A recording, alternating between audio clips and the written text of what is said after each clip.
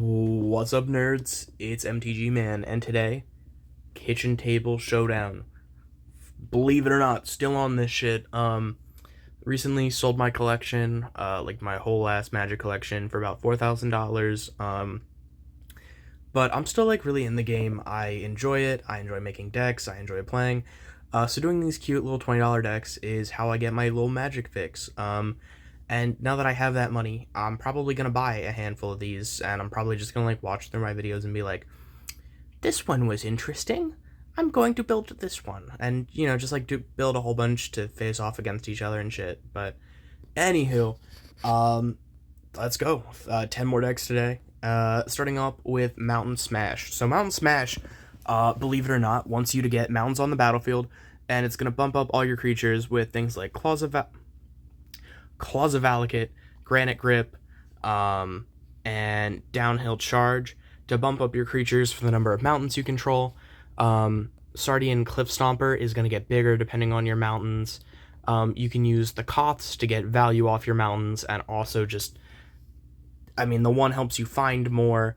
The other one is just going to ramp you and have your mountains be burns, so all kinds of cool shit. Burnished Heart is going to help you get to more mountains. Spawn of Thraxus, it's just like a big cool burn creature. Ancestral Anger to give your shit trample. Crash Through to give your shit trample. You can also just cycle these two. And Landslide could also just be a way to finish a game. You pay 1 red, you sacrifice 7 mountains, deal 7 damage, and theoretically win. Spitting Earth is going to be your one big removal spell. And then we're playing 17 mountains and 4 Dwarven Caves. Dwarven Caves count as mountain, and it's just to get more creatures in the deck, basically. $13, very cheap, under 20. Let's go. So at this point, not keeping a hand that doesn't have a creature. Nope. Yep, we're keeping this. So we're going to put a Grip and a Claws to the bottom. No, we're putting Grips to the bottom, sorry. We'll play a Dwarven Mine tapped, play a mountain, play an Ancestral Anger just for the card draw, play a... Since we control 3 other mountains, we'll get to create a 1/1 dwarf. At this point, we either want to... I think we want a Burnished Heart. Go to turn 5, mountain, sack the Burnished Heart, search for 2 more mountains. Move them to the battlefield. Shuffle, they come in tapped. And then we'll play a Sardian Cliff Stomper. And then here we just boop, boop, boop, Claws of Valakut, boop, boop, boop, Claws of Valakut, and then Downhill Charge. So we will swing for, so it gets plus X plus O, where X is the number of mountains, so 7, and then plus 7, so it deals 21 damage, and then, sure, it doesn't have trample, but if the opponent can't block it, they're basically fucked. Go to the next turn, play a mountain, Downhill Charge, that's 28 damage, go again, Claws of Valakut, that's, again, whatever. Basically, you just build up your board with mountains and theoretically win the game like that. Next up is Attacky Energy. So, there's 2 energy decks in this video. I built 1 energy deck, in my original one, and it was this energy combo deck, but I think I wanted to do a more basic energy down here, and a strange attack-based energy up here. So how this deck works is you get infinite attacks with Lightning Runner. So when it attacks, you gain 2 energy, then you can pay 8. If you do, untap all creatures you control, and there's an additional combat phase. So we use creatures like Aether Geode Miner, Razorfield Ripper, Synth Eradicator, and then any creature equipped with Plasmacaster. Whenever they attack, they're going to give you energy, and then we just want to keep creating at least 8 energy every time we attack. As long as we create 8, we have infinite attacks, and you just swing in for game. Razorfield Ripper is going to get bigger, depending on how much energy you have.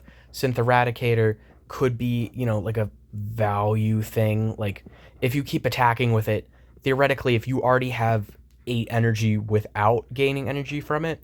It's just more cards you can play. We play Gonti's Aetherheart as another option to get us energy, and also just because being able to take an extra turn is going to hopefully get us to the extra combat. Is it Generatorium?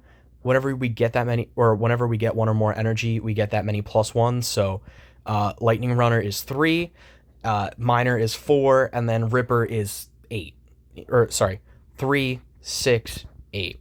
So it's just going to help us get to what we need faster. Stone Idol Generator is just going to be another way to get energy when we attack. Galvanic Discharge is removal and can give us energy.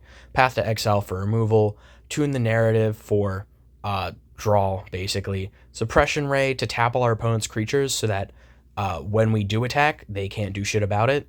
And then we play Aether Hub, Frostboil Snarl, Fury Calm Snarl, Helios 1, Islands, Mountains, Plains, and Prairie Stream. Overall, pretty simple game plan. It's just get out energy shit. So I think here we go Aether Hub. We'll use the 1 energy it creates to tune the narrative to create 2 energy and draw a card. Go to turn 2. We're going to play an Aether... I think we're going to play an Aether Hub. So we have 3 energy floating. Go to turn 3. We'll play an Aether Hub. We have 4 energy floating. At this point, I think it's better to just run out a creature. So now we have 3 energy floating again. Run out Synth Eradicator. I think playing Suppression Ray flipped. So it's just going to be a tap land. And then going down 2 energy. So we're at 1 energy to play Is It Generatorium. We'll swing. We're going to exile the top card. We're not going to cast it, or we're not going to choose to play it later. So we'll gain 2 energy +1 because of Is It Generatorium. So we're back up at 4. Go to turn 5. At this point, I think we go down to play another Generatorium, go up 4. And then we have Gonti's Aetherhearts in our hand. So as soon as we get 1 more land, we can just run them out, take extra turns. We have Galvanic Discharge to get rid of things. We can, when we play Gonti's Aetherheart, we can tap Is It Generatorium in order to, draw more cards. And you basically just, there you go. So then Gonti's Aetherheart, Synth Eradicator swings, we're up to, I think, 10. Pay. So we'll take an extra turn. We'll tap each of these to draw 2 cards. Go to the extra turn. Go for another Synth Eradicator. Swing, gain 4. We'll kill something with Galvanic Discharge, paying 4 energy to draw 2 more cards. There's Lightning Runner, and at this point, as soon as we get Lightning Runner out, every time we attack, we're creating 4, 8, 12 energy. So we're going energy positive, and we just keep swinging in. Simple-ish game plan. Efficiency-wise, I don't know. Could be better. Could 100% be better. But I just liked it a lot. Next up is Land Ho. It's because you make your lands into a hoe. Like, it goes from just a land to a thing that can attack and swing. Sure, it's not like an actual hoe, but like it's like an actual creature, you know. You make your lands into not, well, they're still lands, but like you know what I mean.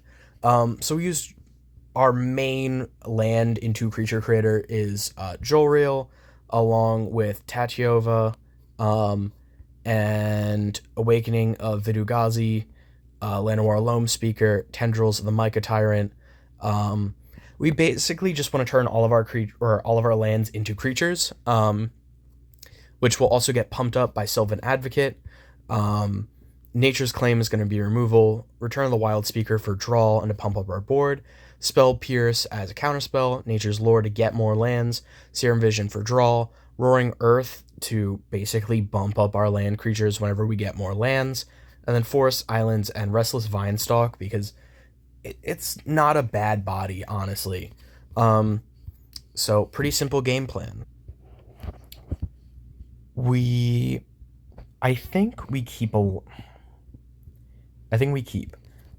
we'll play Vinestalk tapped. I think here it's better to just get the body on the board. Forest, Serum Vision, so we draw a card and then scry 2. I think in this case, we want the Nature's Lore. I'm just going to put an Exile instead of the bottom. We'll put Tatiova back on top. We'll play a Forest for turn. So, yeah, fuck it. We're running out Jolrail. So it will make our lands into creatures. However, they're all tapped, so that's not really going to do anything this turn. Tatiova. So our land creatures have flying on top of already being birds. Move to combat. Forest is going to be a 4/4 bird. We're going to swing. Because it deals damage, we get to draw a card. Boop. Go to turn 6. We are really not having great luck here. We're going to play Tendrils in the Micro Tyrant. We're going to play Llanowar Loam Speaker. We are going to... We're having shitty luck here. So I think the best course of action is going to be move to combat. Our forest will become a bird. It's a 5/5. We're going to tap it. Play Return of the Wild Speaker. Is it? Yeah, okay. So I think it's capped. It's capped when the trigger happens. So it's a 5/5. We'll draw 5 off of Return of the Wild Speaker. Go to main phase 2. Play a forest for turn. We will Vidugazi to create an 8 or a 9/9. But honestly, that was not great. Test hand 2. We will keep play Vinestalk tapped. I think again we want to run out the creature. We are going to play a forest. Best course of action is to play Roaring Earth. We're not... Yeah, no, we're playing a forest. We're playing Roaring Earth. We're playing Serum Vision. We're going to draw a card. Then we're going to scry 2. We're going to put both on the bottom. Go to turn 4. Play an island. So we'll put a +1/+1 counter on Sylvan Advocate. Serum Vision, draw a card, scry 2. We're going to put Vidugazi on top. Sylvan Advocate to the bottom. 5. We will run out Tatiova. We will, I guess, Spell Pierce something. 6. Serum Visions, draw a card. For this being a land deck and having 21 lands, we're not seeing lands up until now. So I think we're going to put Forest on top, Island to the bottom. Play a Forest for turn, put a +1/+1 counter on Sylvan Advocate. Play a Forest for turn. We're going to 2, 3, Awakening of Vidugazi. So it becomes a 9/9. It has flying because of Tatiova. We swing in with a 9/9. We play a Return of the Wild Speaker. Draw 9 cards. Swing with a 9/9. And that's basically how this deck wins. Overall, very simple, but like I don't know. It's hard because it feels like it should be more efficient than it is. Running out a 9/9 on turn 5. All of your creatures are also just mana dorks, or this helps you draw cards, things like that, but it just doesn't seem to do as much as one hopes. So I feel like it could use a little bit of tweaking, but let me know what you think in the comments. Next up is Stylin. It's named that because look at that guy's beard. Look at that shit. It's fucking immaculate, and he's a fucking dog. So what's this deck? It's a dog tribal deck. That's it. I just thought it would be funny to make a dog tribal deck. So we use Alpine Houndmaster to search out Alpine Watchdog and Igneous Cur. Goldhound is a dog, and you can sack it like a treasure. Loyal Warhound to search for more lands. Pack Leader to bump up the rest of the dogs, Selfless Savior to protect the Pack Leader, Spirited Companion to draw, Tessac Judith's Hellhound to give your dogs Unleash, Cathartic Pyre for removal and draw, Disenchant for removal, Kabira Takedown for removal, Legion Leadership to bump up a creature, Path to Exile for removal, Release the Dogs to put more dogs on the battlefield, which, like, they're 1/1s, but with one Pack Leader, they're all 2/2s, and then, you build up your board like that. Rally the Ranks to give all your dogs +1/+1, and Shared Animosity to give all your dogs +1/+0 for each other attacking creature that's also a dog. So, like, you attack with 5 dogs, and they all get +4/+0. I think because it's each other. Anywho, so we're going to keep this hand. We are going to go into a Fury Calm Snarl, tap it for a Gold Hound, go to turn 2. I think instead of playing a tap land, we're just going to go for Pack Leader, swing for 2. I think we play the tap land here. We run out Alpine Houndmaster, search for one of each. Shit. I probably should have made it 3 of... whatever. So we'll search for Watchdog and an Ignis Cur. Move to hand. Shuffle. Go to turn 4. Go play a Alpine Watchdog, Alpine Watchdog, Ignis Cur. They all have +1/+1, so I'm just going to swing with the Gold Hound, swing with the Pack Leader. Go to turn 5. Release the dogs. Now we have 4 2/2s, another 2/2, a 3/3, and a 2/3. So Pack Leader is just going to keep bumping our board, and we're just going to keep going and building up a board of dogs, because it's cool. That's it. Next up is Good Things. Now, Good Things is off the saying, good things come in small packages. I don't know if that's like a sex joke or something, but I don't know. I swear I've heard somebody say it on, like, Christmas. It's like, dude, I don't fucking know. But it's an Abiding Grace deck that uses Abiding Grace to get value off of 1-drops, Patch Up to get a whole bunch of 1-drops back, and Shriekhorn to mill 1-drops. Basically, you use Martyr of the Sands to bump up your life total, and then once you have a high enough life total, you'll create a whole bunch of Angels with Speaker of the Heavens. You can get, like, small amounts of value with Warden of the Inner Sky. Charm Stray. If you have one out and you're able to, like, kill off the other one, you can just keep bringing it back with Abiding Grace to bump up the 1. Champion of the Parish, because a lot of the other creatures besides Stray are humans. So it's just going to get really big, especially with them coming back from the graveyard. And Benevolent Bodyguard to protect either your champion, your Stray, or your Speaker. Overall, just a slow, not even that slow, a 1-drop value deck. Shriekhorn to mill things to get back, Woods of Rockets for draw, Disenchant and Path to Exile for removal, and then just plains. You'll notice low amount of lands, but it's got a 1.46 mana cost, so, like, average mana cost, so I'm not even really worried about it. This is a keep hand. That's a good hand. So we're gonna go for Shriekhorn, turn 1. We're gonna mill 2. So we have a Martyr Sands in the graveyard, that's good.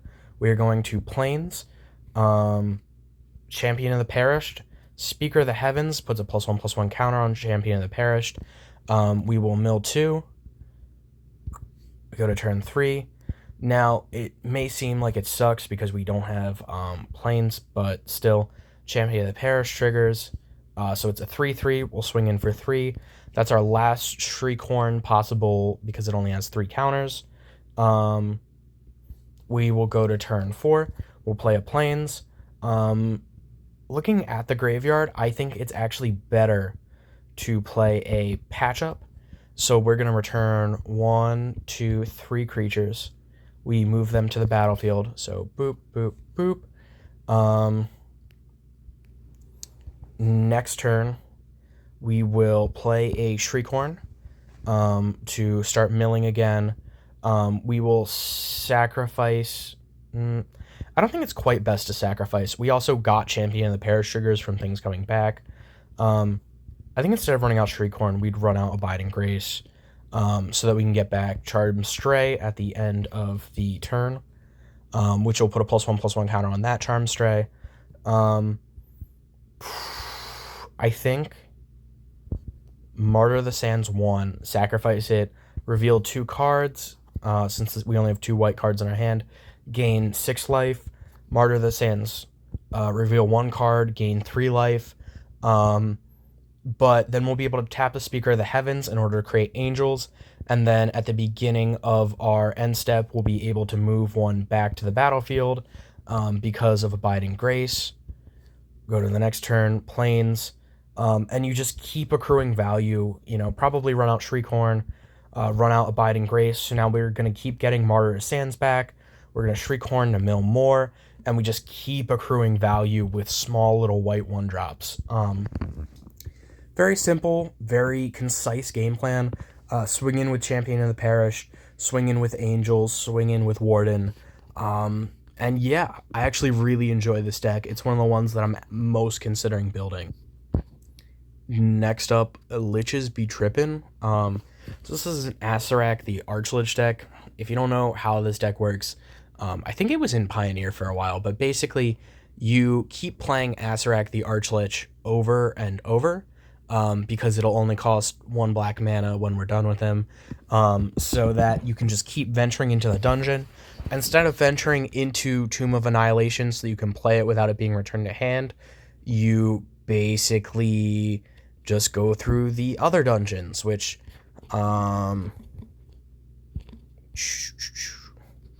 you either go through Dungeon of the Mad Mage and gain value by drawing cards and casting shit for free at the end, creating skeletons, and that's the basic thing here, and scrying for just general value. Or you go through Lost Mine of Pandelver, and create goblins, or you can go through Tomb of Annihilation, reach the end, and hopefully win with the 4/4 on top of Acererak itself, but you basically just want to keep bouncing it back to hand and gaining value.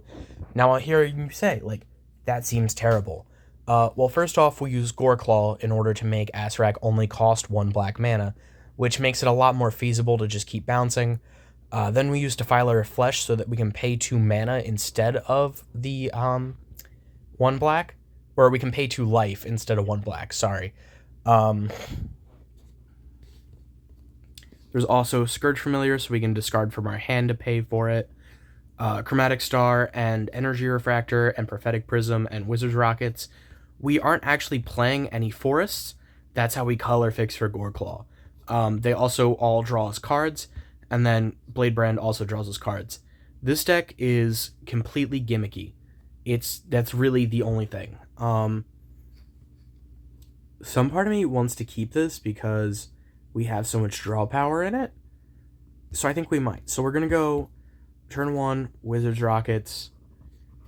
Turn 2, Prophetic Prism, draw a card. Right?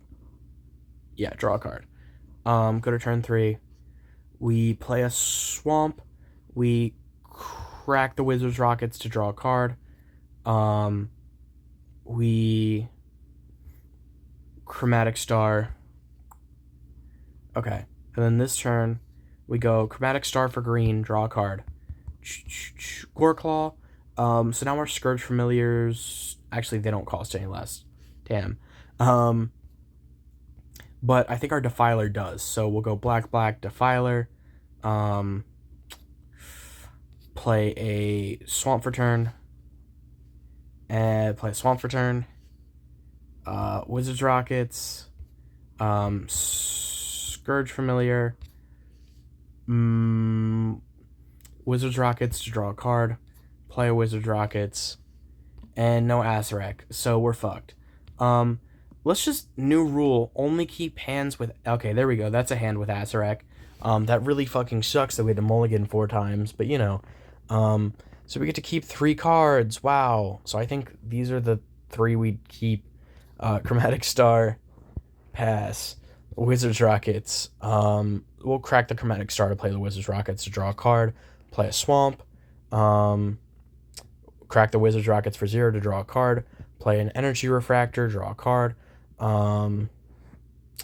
Play a Prophetic Prism, draw a card, play a Swamp, play Wizard's Rockets tapped, play Acerak, bounce, we'll venture into the dungeon, play a Swamp, Prophetic Prism to draw a card, crack the Wizard's Rockets to draw a card, play a Swamp for turn, play Acerak, play a Swamp for turn, Acerak gets bounced, whatever.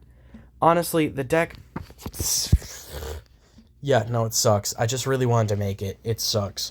Anywho, next up is Forests. So Forests is basically this, but green.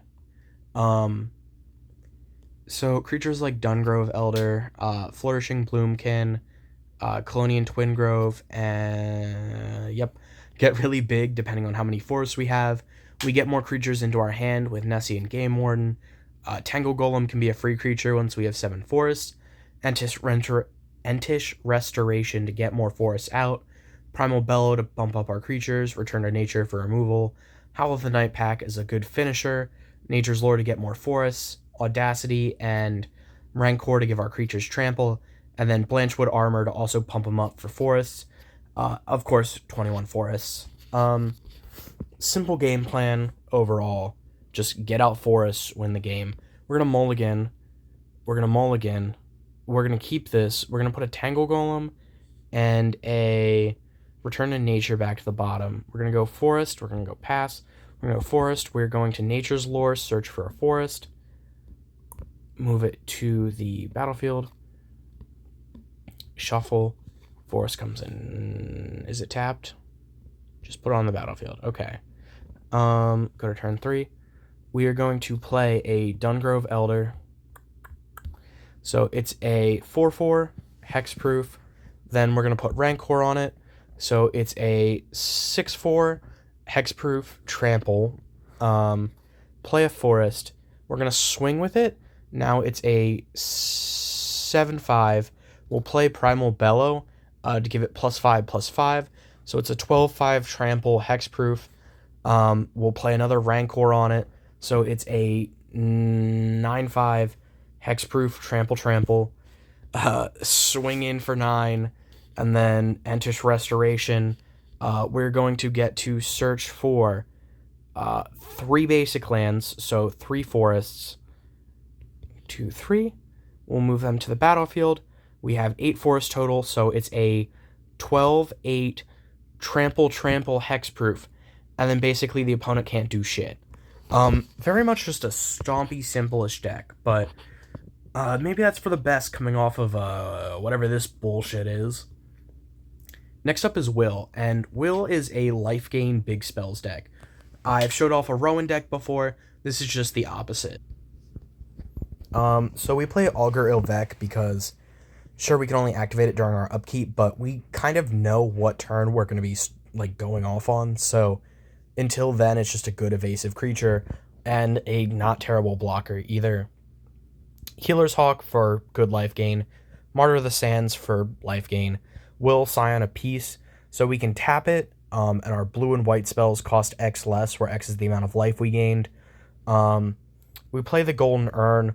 Basically, it's a turn 1 play that is just going to help us pay off with Will later. Wizard's Rockets for draw. Spell Pierce. And I know Wizard's Rocket seems weird here because we're in a blue deck, but I just like having that consistency. Spell Pierce it's going to protect our spells. Divine Congregation. So we can suspend this turn 2, and as long as we survive to turn 7, it's just a whole bunch of life gain we know we can get from Will. Or if we have Will already, if we gained, let's say we attacked with, let's not even say we attacked. Let's say we sacrificed Augur Ilvec, tapped Will, and then everything costs 4 less, right? Divine Congregation is now just 1 white, and then we'll gain, let's say the opponent has 5 creatures, so we'll gain 10 more life.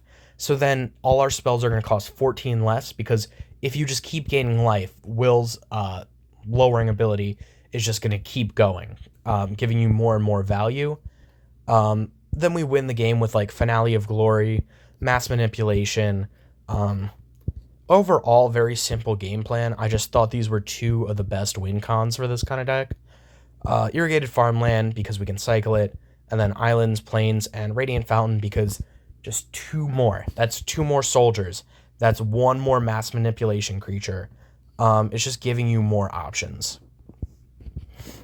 So, this deck, or this hand doesn't have Will, so I'm going to say no. This hand also doesn't have Will, but I'm going to say yes. We're going to go Healer's Hawk. We are going to go Island. Wizard's Rockets, Martyr of the Sands. Wizard's Rockets enters tapped. The other interesting thing about Wizard's Rockets is it's add mana in any combination of colors. So if we put in our white mana, we can get out blue, and that'll let us cast Mass Manipulation better. So we'll swing with Healer's Hawk. We will go Healer's Hawk. We will suspend Divine Congregation, sack a Wizard's Rockets for nothing, play Wizard's Rockets for 1.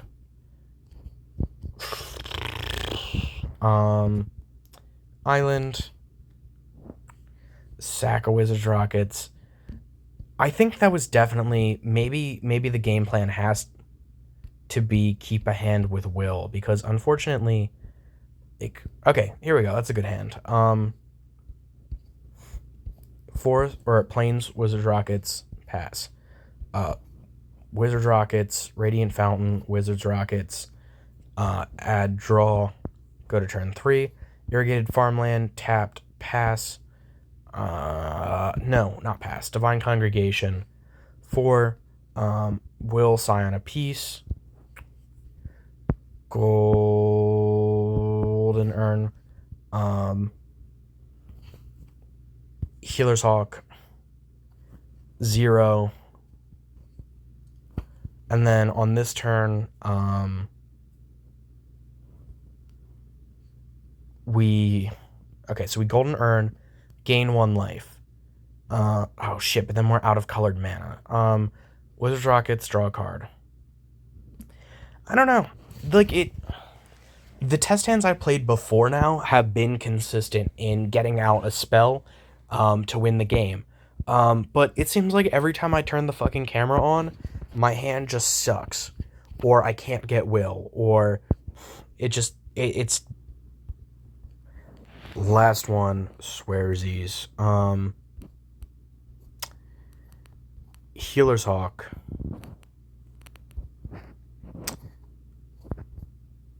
Martyr of the Sands.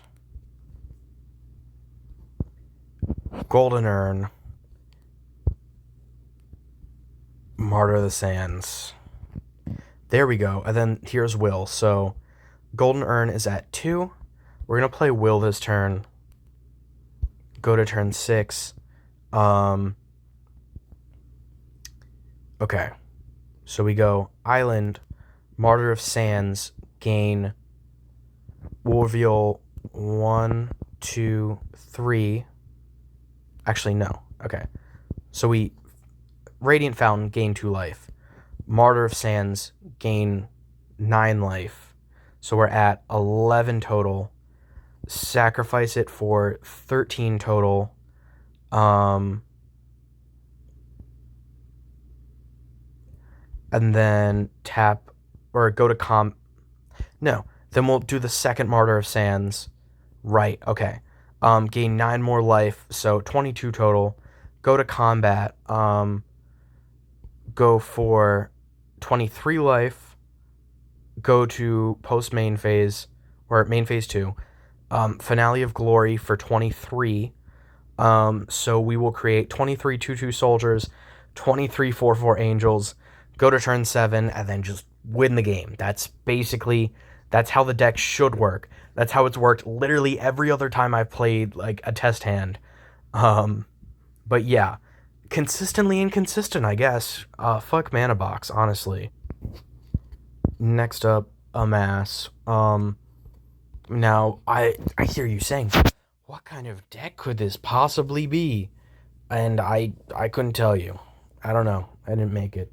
Um, Anywho, we play Bogart Trawler to exile opponent's graveyard.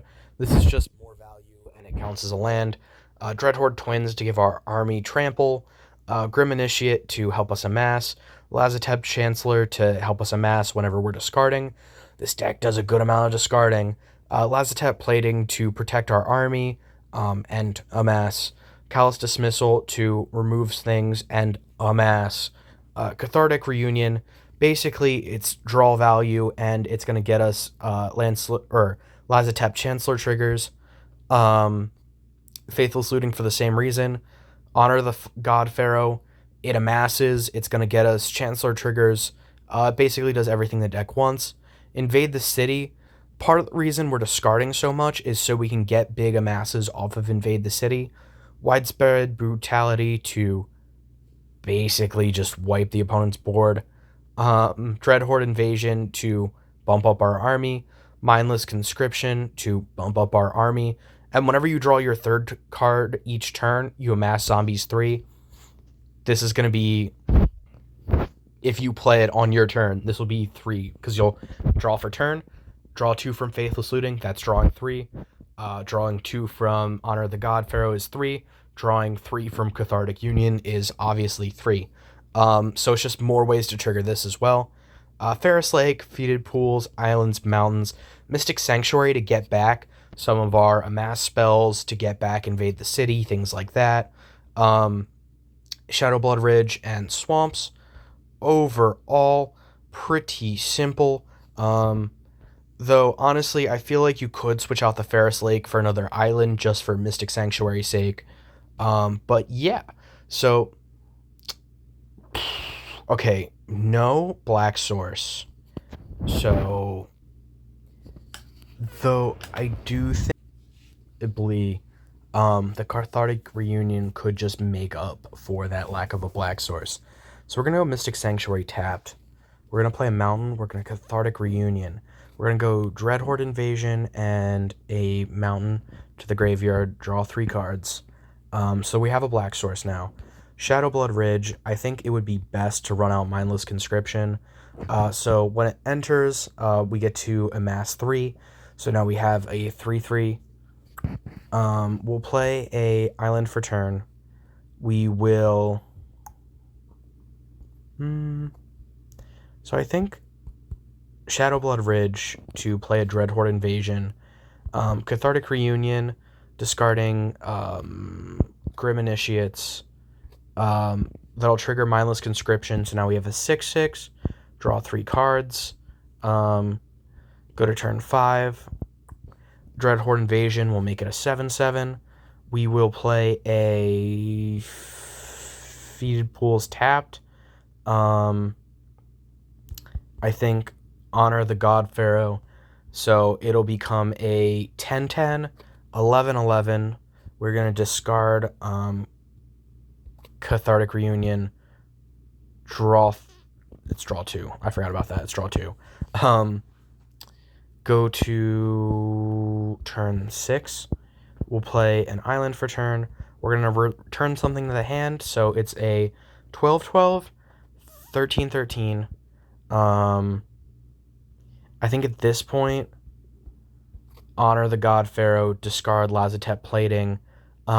So it gets amass 1 from this. So it's 14/14. And then because we get to draw 2, Mindless Conscription, so 17/17. Swamp for turn. Oh wait, we already played a land for turn. Go to turn 7. Mystics. No. Okay. Right. So we invade the city. It's going to amass equal to the number of instants of sorcery. So 6, 7. So we're going to amass 7 on top of... So we're going to amass 8 total. So it's a 21/21 question mark. Then we're going to play a Mystic Sanctuary, which is going to be putting the Invade the City back on top of the library. We'll swing with our 21/21 Death Toucher. Not Death Touch, sorry. Lifelink. We're not fucking dying, apparently. We're gonna run out another invade the city. So what's it at now? Like uh 30-30, I think, because Dreadhorde Invasion for turn. We'll play a Lazotep Channeler. We'll play another Mindless Conscription. So it's a 34-34. And then you just keep swinging in. That's how the deck works. You create a big thing and you keep swinging. I actually really like this deck now that I've gotten to like more properly test play it. It seemed too simple when I was building it, but I really like Amass as an ability. I like the idea of creating a huge army, all that shit. So, last up, Energy Basic. Apparently, Energy used to be a really good deck back in the day. Um, I don't know if this is really that, but we'll see. So, we use cards like Greenbelt Rampager to get a whole bunch of energy. We can just choose to not pay it. So we pay 1 green, get 2 energy, return it to the hand. Pay 1 green, get 2 energy, return to the hand. Just over. Well, we get 1 energy each time. Sorry, I misread it, but whatever. So it's repeatable energy. Then we use Volatile Storm Drake because it's going to give us 4 energy. Solar Transformer gives us 3 energy. Aether Spike gives us 2 energy. Galvanic Discharge gives us 3. Tune the Narrative gives us 2. Attune with Ether gives us 2. And we basically just want to win by gaining a whole bunch of energy, either pumping up Aetherwind Basker, stealing an opponent's win con with Volatile Storm Drake, or just burning them out with Aether Revolt. We also have Aether Hub to give us energy from just playing a land. Cathartic Reunion for draw. Electro Siphon as a way to get a whole bunch of energy at once and counter a spell. Wizard's Rockets for draw and color fixing. And then, yeah, Aetherwind Baskar as our big win con. Along with, like we could swing in with Rampager or whatever. I think we keep this because I think we go turn 1 Forest, play a Rampager, gain an energy back to hand. Yeah. So we're going to go 1, gain an energy, 2, we have 2 energy. We'll pay the 2 energy to put it out. So we have a 3-4. Play a Mountain for turn. Wizard's Rockets, swing with a 3-4. Wizard's Rockets for blue. I should have done that earlier. I could have blue, attune for Ether, draw a card, create energy, play a Mountain for turn. Cathartic Reunion. We're going to put back the so Cathartic Reunion. And the Basker. We'll draw 3. Mountain, attune with Ether. Sorry, not attune with Ether. Jesus. Aether Revolt. So now, whenever we gain energy, an opponent is going to get burned for that much. Attune with Ether to burn them for 2. Where the fuck are the islands? Okay, so this deck runs 5 islands, 4 Aether Hubs for blue mana. And we can't get a single fucking island or Aether Hub? Like, I swear, sometimes... Jesus, like, I don't even know, man. Some of these hands seem like impossible. But I think that's just me complaining. Honestly, I think Kitchen Table Showdown is probably on its last leg. I've made like 60 decks. I have a couple ideas of cards I want to use. I have a couple decks that are like close to done. I have a couple combos I'm gonna wear out. A couple strategies. I saw an article about this like green and white 3-drop deck the other day, so I want to like adapt that. But overall, I think it's on its way out, and I know some of y'all are like happy to see it go. I'm gonna talk about Bloomborough soon. I'm gonna talk about Monty Python. I don't know. But that's it. See y'all later, and peace out.